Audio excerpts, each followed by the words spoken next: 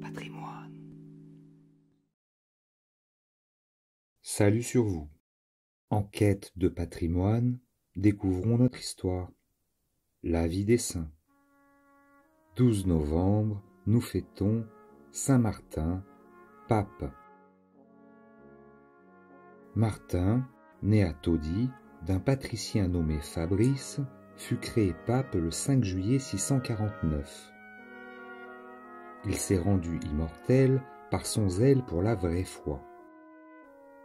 Le monothélisme, hérésie qui n'attribuait à Jésus-Christ qu'une seule volonté, la volonté divine, se répandait sous la protection des empereurs et des évêques de Constantinople. Martin ne craignit pas de condamner cette erreur dans le concile de Latran devant l'exarque Olympius qui, par ordre de l'empereur Constant, était entré dans Rome avec une force armée. 5 octobre 649. Un écuyer d'Olympius, chargé d'assassiner le courageux pontife au pied des autels, avait l'épée levée pour frapper lorsqu'il devint subitement aveugle. Ce prodige convertit l'exarque qui sortit de Rome.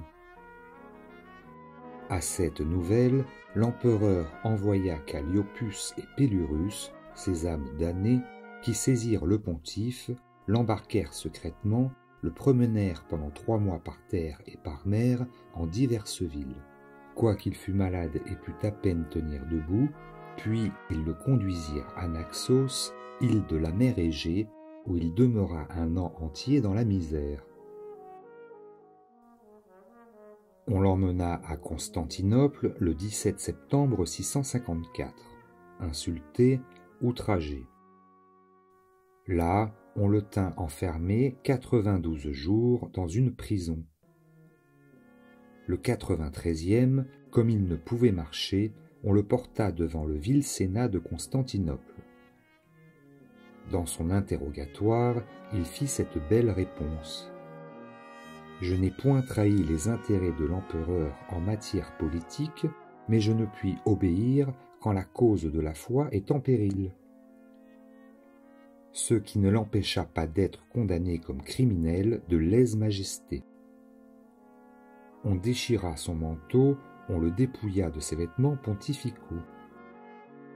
Chargé de fer, il fut traîné à travers les rues de la ville, au milieu des huées de la populace, et jeté dans la même prison que les voleurs et les assassins.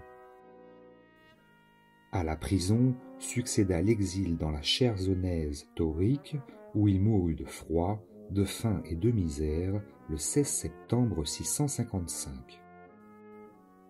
Depuis, son corps fut porté à Rome et déposé dans l'église des Saints Sylvestre et Martin.